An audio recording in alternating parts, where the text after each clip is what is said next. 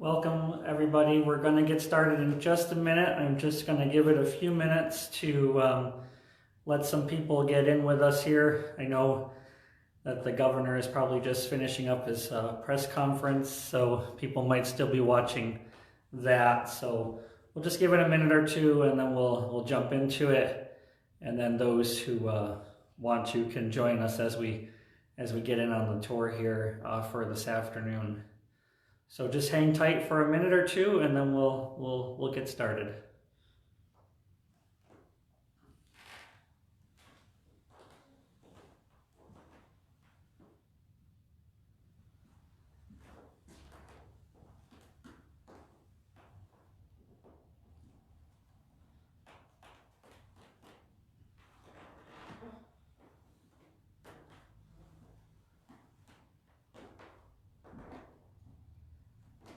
So again, if you're just joining us, we're just giving it a minute or two to let people jump onto the feed here, and then we'll get started in just a second or two with our tour today, looking at the third floor of the house and talking about the history behind what happened up there. So hang tight for just another minute or two.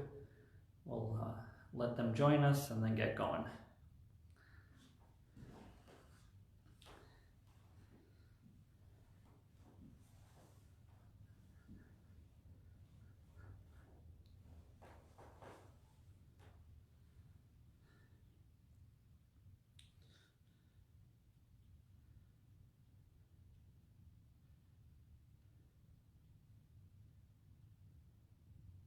Okay, I think we can go ahead and get started. So this will probably be the one and only time that I'll be on camera until we end the tour in a little while because I'm the only one here today, so I'm going to be manning the camera from behind and talking with you guys. First of all, my name is Joe. Welcome to the Phelps Mansion. Since we are still closed and will probably be for the foreseeable future, we've been offering these virtual programs by way of our social media pages. And just so you know, before I forget, next Saturday, April 25th, Andrea, our docent, will be joining us here at the Phelps to give us an art tour. She's going to be looking at some of her favorite pieces in the house. And so that'll be at 12 p.m. on Saturday, April 25th. For those of you who may or may not know about the house, I'll just give you a really quick, brief history. It was built in 1870 for the Phelps family. The Phelpses remained in the house until after the death of the last family member in 1882. The house sat vacant for a short time and then was purchased by George Harry Lester of the Leicestershire Boot Company. He owned the house briefly, but in 1889 the house was then rented to James Truman, who was at the time Postmaster General for the city of Binghamton. And he remained here with his family till around 1904 and 1905. And then in 1905, the house was purchased by the Monday Afternoon Club. So we're going to be talking a lot about the Monday Afternoon Club because the story of the third floor really has to deal with them. You can see here in the photograph below, we have a picture of the house as it looked in 1870 with the third story on top. And then above in 1941, a painting that was done of the mansion showing the house without its third floor and the new structure that was put on in its place. When the house lost its mansard roof, it really lost its distinguishing architectural identification.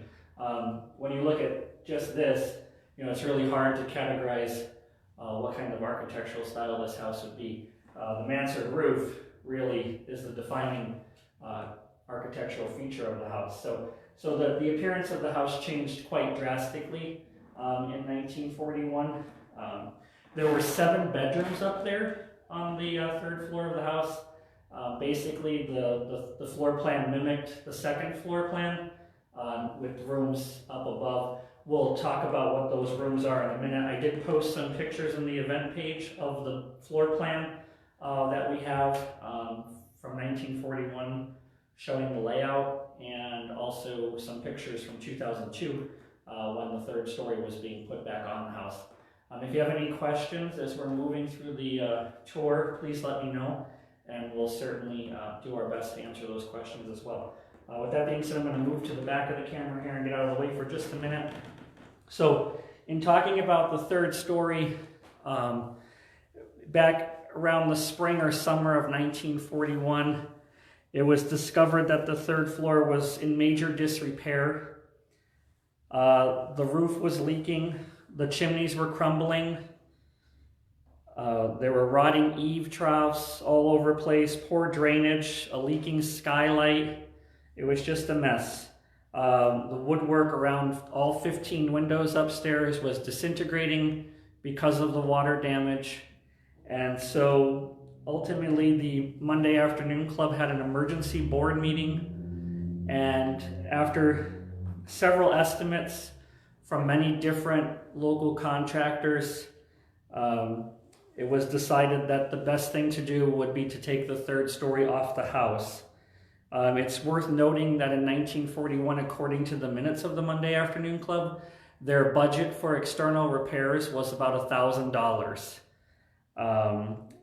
When they had the estimates done for the house, the estimates were well over that budgeted amount.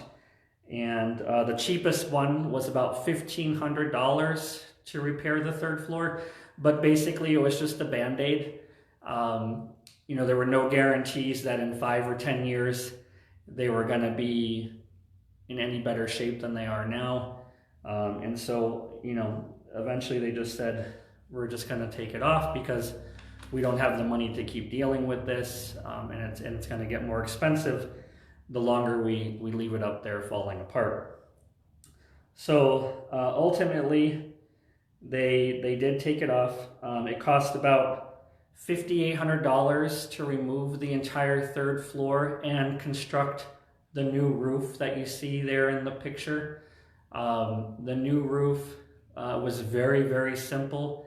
It's in the middle of the house because it was covering the opening to the stairwell, and also there was a skylight up there as well. So it's covering the opening that was left in the middle of the house when the third story came down.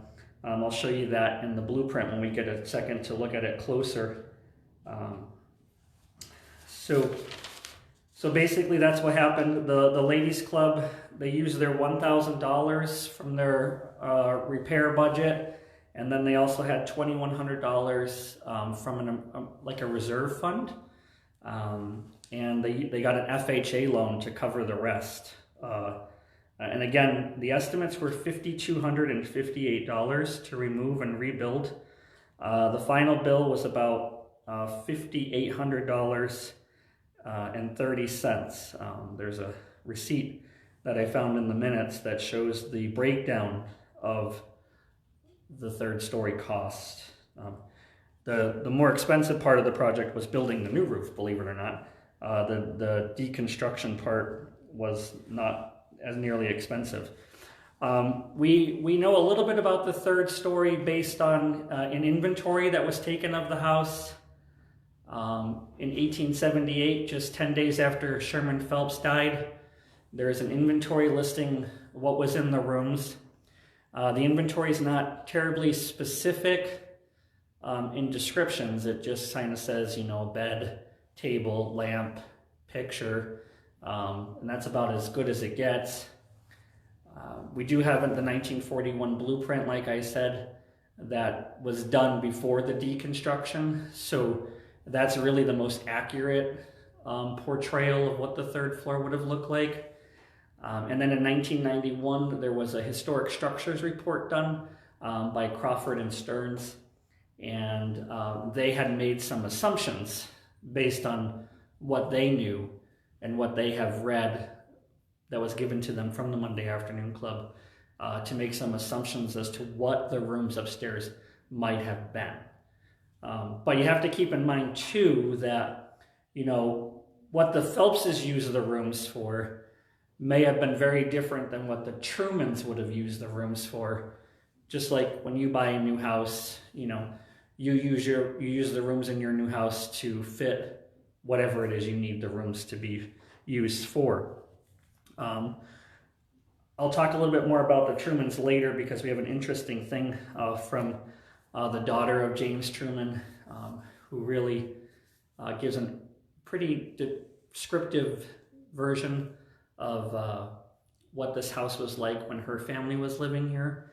And I pulled out some of my highlights that I really liked from her letter to share with you. So I'm going to move the camera. I'm going to try to move it over here so that we can see the blueprint for just a minute. And you can see, I hope you guys can see this okay. It's on vellum, and so it was very hard to reproduce a copy of this. But you can see over here in the corner, this is the billiards room. According to the Phelps inventory, there was a billiards table up here. It's basically the size of the dining room and conservatory on the first level of the house. There was a small storage room here on the front of the house. It said there were 4 mattresses in there, some other pieces of furniture. The original attic of the house was very low ceiling, so the Phelps family may have stored trunks and stuff in that storage room. And then over here on this side of the house, you had 2 bedrooms, just like you do on the second floor of the house, with closets and a connecting space. There was a bathroom up there. And then it's believed that these 2 rooms on the corner were servants' rooms. What's interesting to note about these 2 rooms is in the inventory, there are no fireplaces in either of these 2 rooms. The inventory said that there were coal stoves in these rooms, and a bed and a chair and a couple other different things. You can see here, this is the main staircase coming up from the 2nd floor to the 3rd floor. And then right behind the wall, you have the back stairwells. And you can see how close these back stairwells are to these 2 servants' quarters here on the corner of the house. But again, these are just assumptions based on the inventory and based on other people's opinions of what the 3rd floor might have looked like. So of course today, when we go upstairs, you'll see that this doesn't look anything like this anymore, because when it was taken off, it was drastically changed. So today there are no individual rooms up there, but you can really, if you look closely, you can get some really good ideas about what it looked like.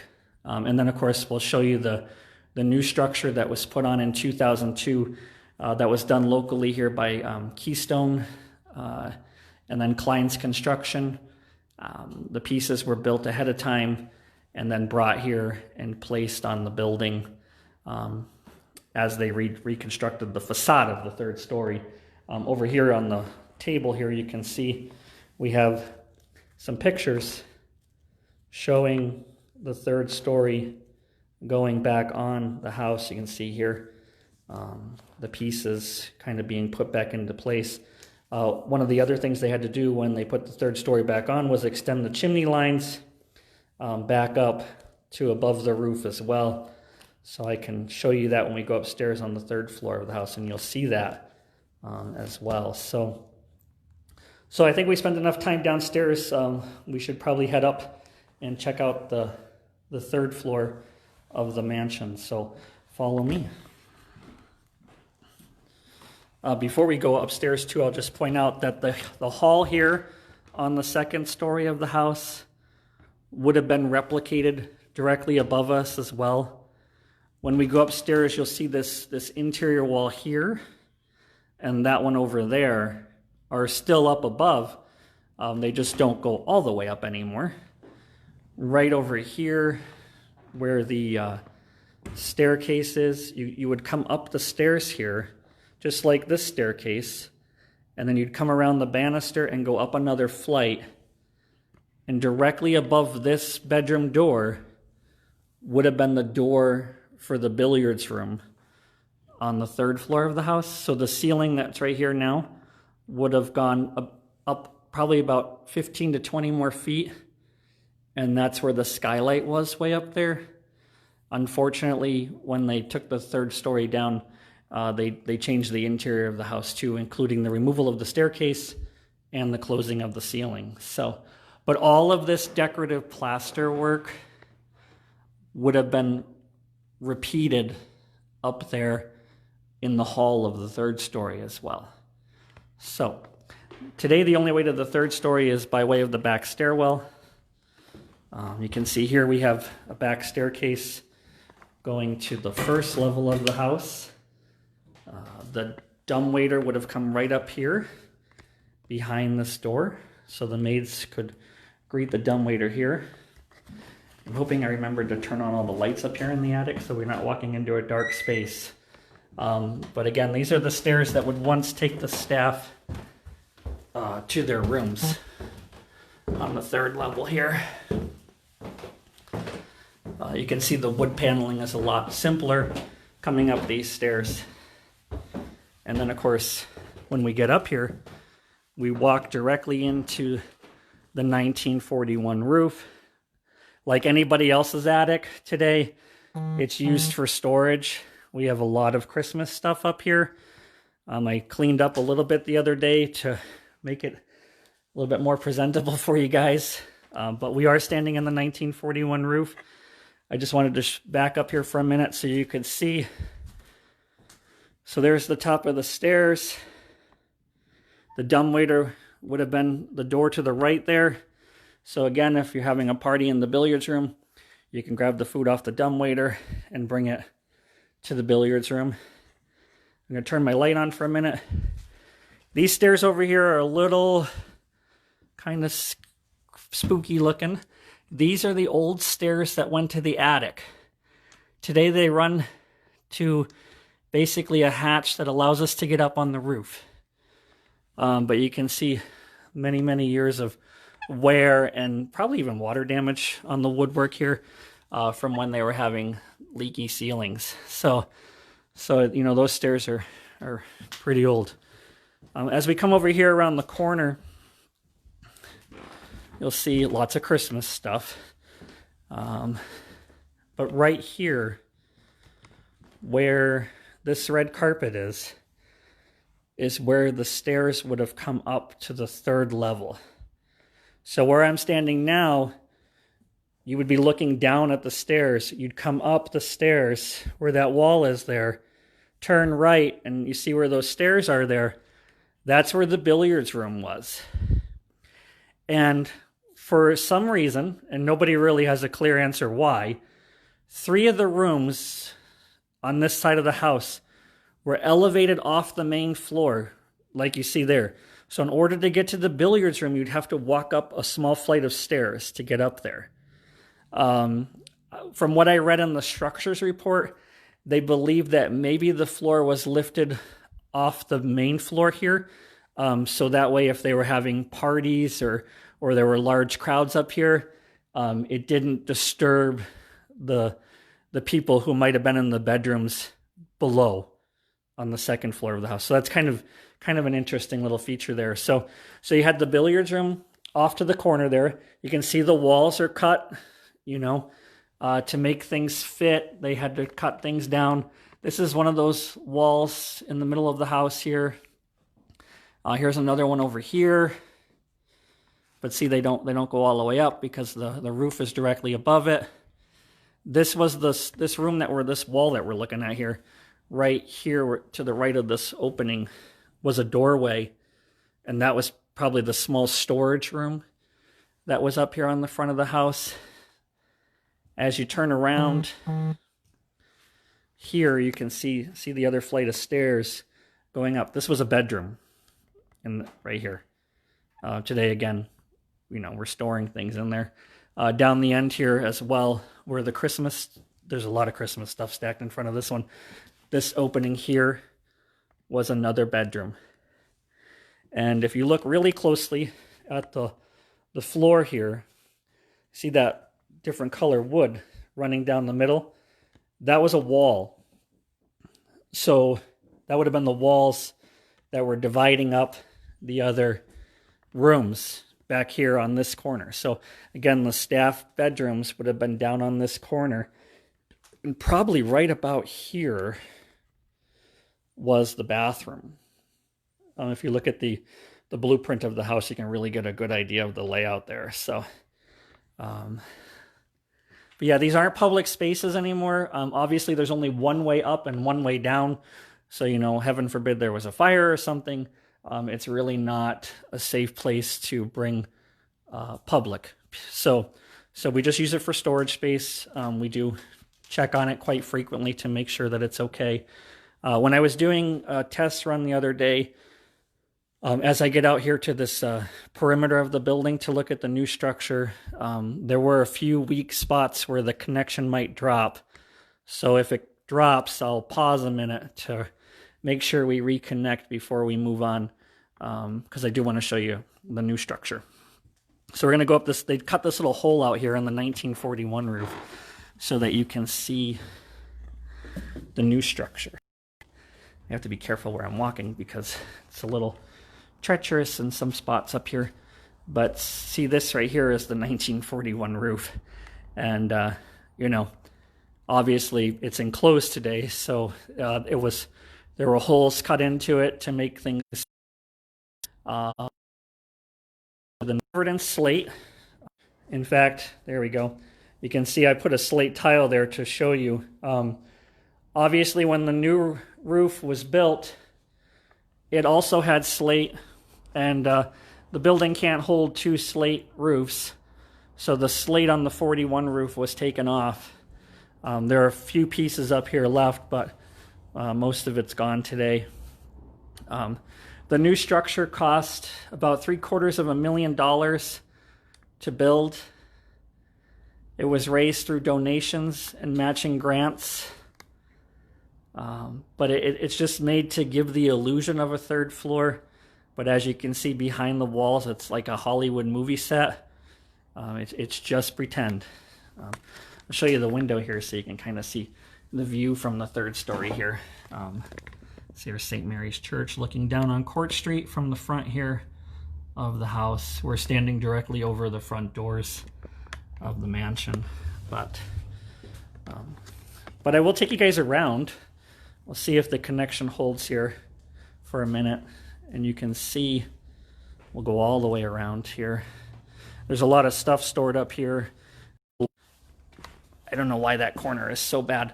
But you can see, again, all of the woodwork and the piping that would normally be hidden by walls if these were actual rooms. But we're standing in this corner here that was once a billiards room for the Phelps family.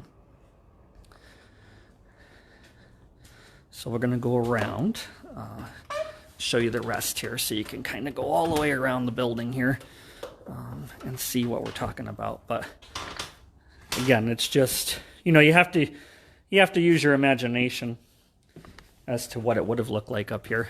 You can see this is, again, the 41 roof. There we go. So if I see it reconnecting, I don't talk so you guys aren't missing anything. But sometimes the internet way up here on the third floor can be a little touch and go. So, yeah. Right here's probably the hardest part to get back up on. So if the camera points straight up at the roof for an extended amount of time, it means I fell, so send help. Here we go. So we're coming back around to where we started. You can see, again, all of this new construction that was put on in 2002. I mean, it's interesting to see, but boy, would it have been really interesting to see when it was real rooms. This hole right here in the ceiling goes up to the third tower, or, you know, the tower above the door. There's no way to get up there now. It'd be pretty cool if there was a way to get up there, but so we're gonna go back down and just talk a little bit about the Truman family for a minute, and then a bonus treat for those of you who are tuning in. We didn't tell you this on our event page, but we're gonna take you to the basement too and show you downstairs. Well, okay, I think I'm back to where the internet will hold. So as we make our way back downstairs, to the basement, we'll talk about the Truman family for a minute.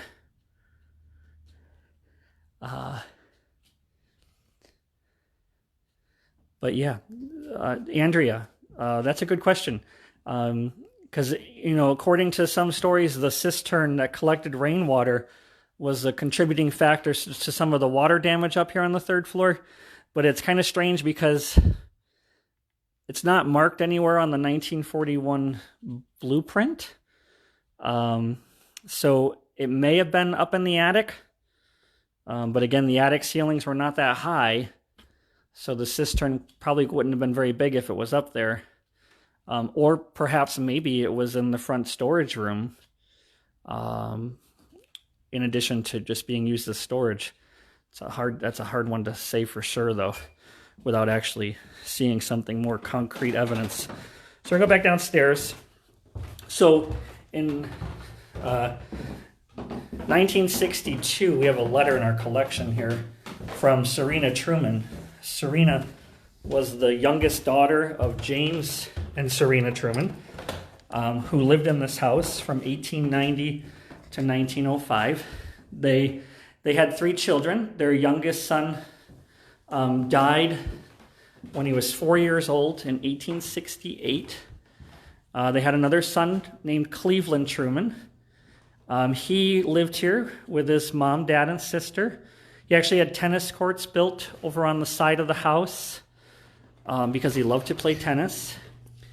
He was married in 1893, Cleveland was, and moved away. And unfortunately, he died in 1894, leaving a wife and young daughter behind. In the letter that Serena wrote, she says that was the only real sad time in the time that the family spent in this house was the death of their 22-year-old brother, or her 22-year-old brother. But she mentioned the fact that the Trumans did entertain, but they didn't entertain on a large scale. They mostly just had close friends over. She does mention use of the third floor for entertaining,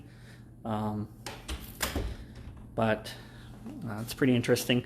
She also was pretty critical of the Monday Afternoon Club. When she came back, she asked in her letter what happened to the fountain in the front yard and what happened to the big urn that was over in the side yard. She remarked that the family always kept the urn filled during the seasons with appropriate plants for the season.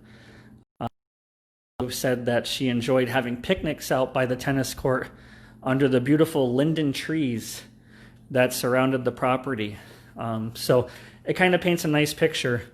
She was also really upset, I think, at the fact that the ladies' club had sold off the side lot of the house, because she mentioned, she did remark about that as well. So we're going down the basement stairs here to the lowest level of the house. This door here to the right is a storage room. There's a lot of storage rooms down here. Again, the basement is primarily used as storage space. This was believed to be the kitchen area. I will tell you that the basement has been modernized. The ladies' club had live-in caretakers, and the caretakers lived down here. And so all of these rooms were changed. However, that was done probably in the 80s or maybe even early 90s. And one of the stipulations was that the woodwork down here had to be left alone. So all of the wood paneling that you're seeing around the room, that's always been here. But again, you can see, too, if you remember going up the third floor staircase here, much simpler woodwork here in these parts of the house. So the kitchen was here. This is the fireplace, or possibly a hearth. However, in the inventory of the house, it does reference a stove down here. Whether they meant this as the stove or an actual like coal burning or wood burning stove, that's unclear. But again, it's hard to say with certainty when we don't really have a lot of early records of the house. There was a wine cellar down here. Where the wine cellar is anybody's guess. Possibly behind that door over there. Today that's an electrical room for the museum.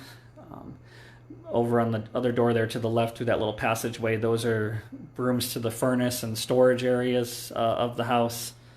And then of course over here you have a doorway from the ground level of the house to what would have led outside. But when the ballroom was connected to the house, the space was enclosed. And then over here is our laundry room today, because we have events where we wash tablecloths and things like that. So this is the laundry room. This used to be a pantry. There's another pantry directly up above us. This little built-in right here this was a dumbwaiter. So you'd open that door, the dumbwaiter would be right behind there. They could put food, dishes, whatever, in the dumbwaiter and then send it up to the pantry above us.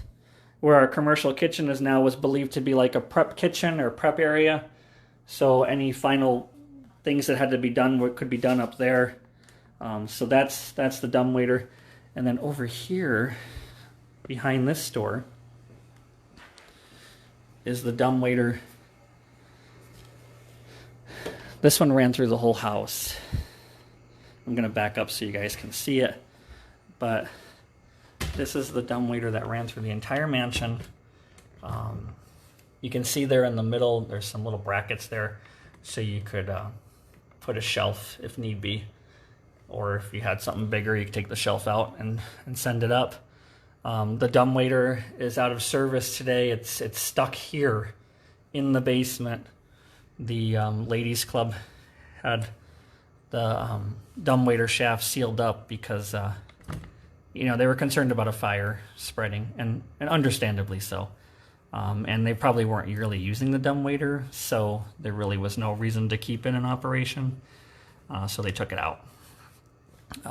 Or closed it off, I should say. They didn't take it out, but they closed it off. So that's the dumbwaiter. And then of course over here, around the corner, it's believed the cook probably had a place to live down here in the basement. This is the old apartment today. It's not really used much again, but there's a kitchen and a bath over in the corner there. But the reason I wanted to show you the room was because over here in the corner, I have to turn the light on in here so you guys can see, but there's a piece of old wallpaper behind this door that is original to the house. So if you can see here, this is an original piece of wallpaper, and it's a little hard to make out, but it looks like mostly like floral pattern. But they saved this one tiny square piece and covered it with plexiglass to preserve it, which is, it's pretty neat. I mean, if you didn't know it was down here, you wouldn't suspect it being here, but that's it nonetheless. So, but yeah, so that's the wallpaper. I wanted to show you guys that real quick so you could see that.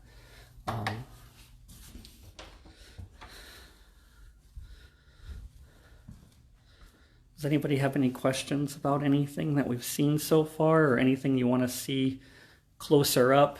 I can go back up to the third floor if there was something that you wanted to get a better look at, or if you have any final questions. Otherwise, I'm going to start shutting lights off as I go back up. So we'll go back upstairs here. Doesn't look like there's any final questions, but you're welcome, Cindy. Thanks for joining us. And Andrea, too. We'll see Andrea here next Saturday. So we're back up in our commercial kitchen. And again, this was described in the inventory of the house as a prep area for the family. So you can see the pantries over in the corner here, beyond the wall on either side of the room, and the back stairwell over here going to the second floor of the house. So it's a little blurry, but there it goes. You see the wood paneling again, just like in the basement. So the staff areas were all pretty much done on the same kind of woodwork. which is what you'd expect to see. I mean, you know, it was just for the staff, so it wasn't meant to be as flashy as the first floor of the house, or the second floor, for that matter. But who lived in the apartment? When the Monday Afternoon Club was here, Cindy, or before that?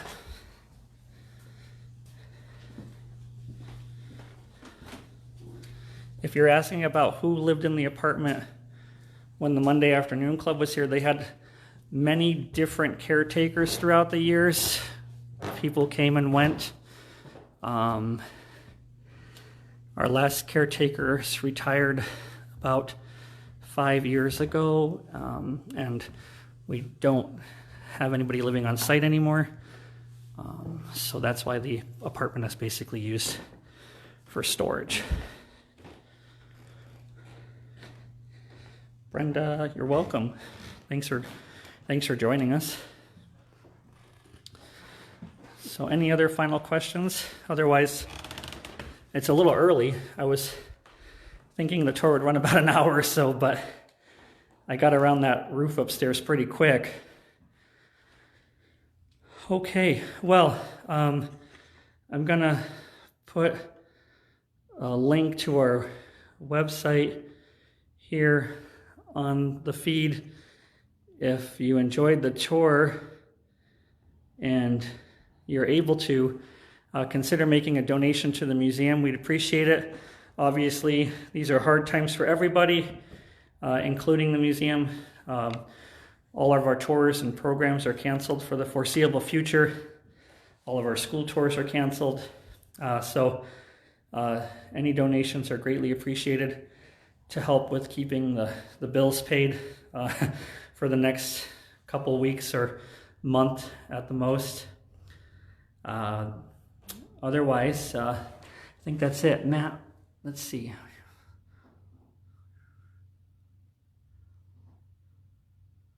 Yeah, Matt, when you go upstairs to the billiards room, the only original wall is the one that you saw at the top of the stairs. Everything behind that is gone now, or was gone, and replicated when the third story was put back on.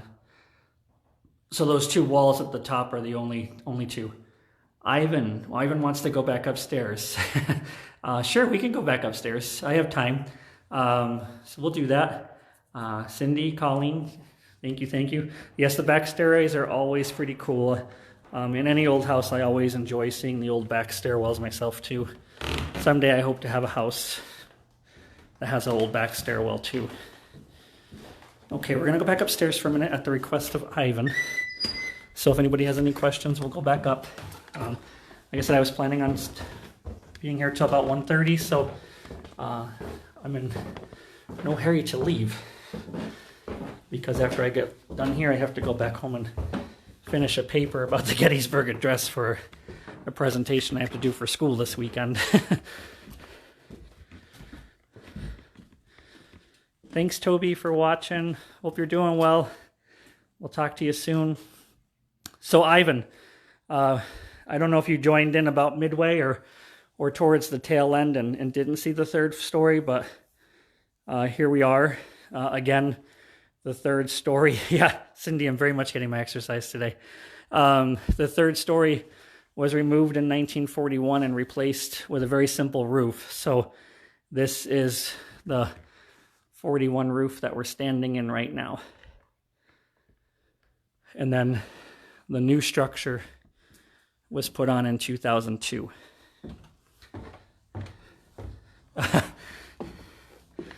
Well, I'm glad he likes me, Ivan. Tell him thank you. Sorry if I'm a little winded. It's a lot of stairs in this house. But this is the 1941 roof that was put on. And you can see all this wood structure here. That's the new part that gives the illusion of a third floor. But it's just a facade, just made to look that way from outside. So they did a fantastic, because if you if you didn't know any better and you were just driving the house, not expect to probably see this behind the walls. The work that they did was incredible. The construction company and the architects who did this used pictures to recreate the third story as close to accurate as possible, and tried to make it look exactly like it would have looked like when the Phelps family was living here. So that's the third story. Yeah, Natalie, I know. I was watching yours the other day too. It's a workout. But yeah, so, and again, this roof was covered with slate tiles. You can see one of the tiles there. But the slate was taken off because the new structure had slate too, and the building could not have sustained that much weight. So Karen, yeah, the third story probably was pretty warm. This house was built with a system of tunnels and shafts to allow heat and air to move throughout the building. And another interesting thing, when we had a real third floor staircase, when you had that big open space in the middle, they could open up basement windows downstairs and then open up attic windows or third floor windows up here. And you would create this like vortex or suction, a moving of air from the lower levels. So the heat would be pulled up and out so you get the cooler air from the basement being pulled up to these levels. But how comfortable it probably was, I'm sure it was still pretty warm up here, even with that little system in place. So, but yeah, does anybody else have any other questions about anything to try to answer? We're hoping to bring you more programming. Hi, Sue. We hope that you enjoy these tours. We also hope that you'll come and visit with us when we are able to reopen.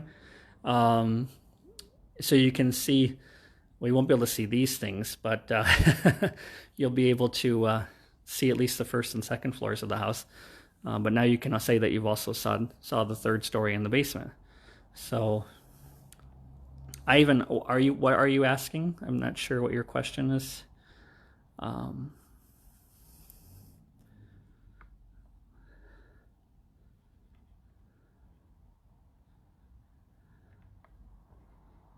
Yeah, Karen, they say the house was, when it was built, it was very much ahead of its time. It had 4 indoor bathrooms, gas lighting, coal-burning fireplaces for a while, and then they were eventually piped for gas as well. And it had all the modern luxuries of the time. But then again, Mr. Phelps owned half the gas company and half the water company, so you would expect to find those things in his house.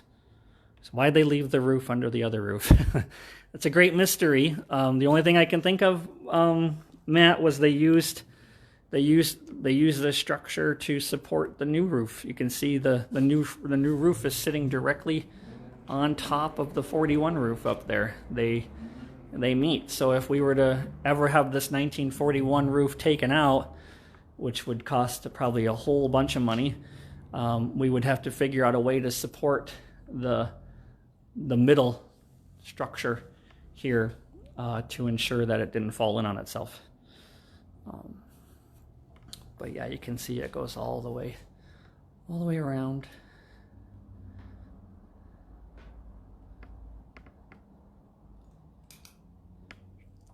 And down. I won't go all the way around again though, because it's too hard of a walk to try to get around the building. But you can see how narrow those spaces are there. Trying to walk around there, it's crazy.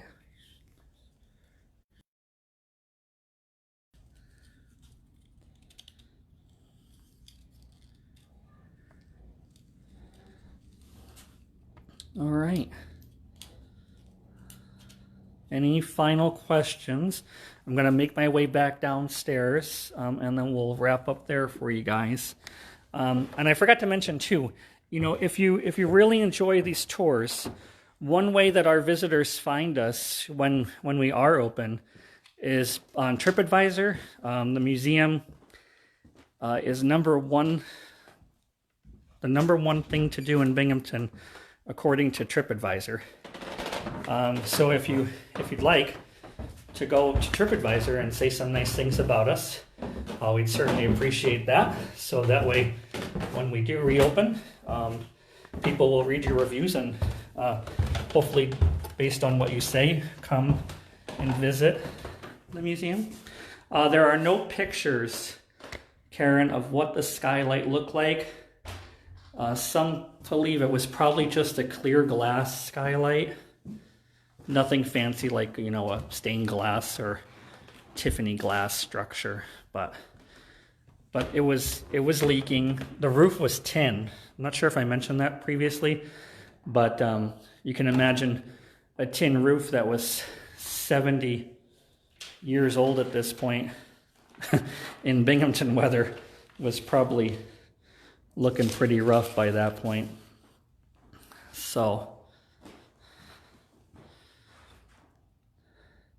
and again, the house had at least 3 to 5 servants. It varies on what you look at, but it's believed that some of them may have worked here and lived here for sure, and some of them may have just worked here and then gone home.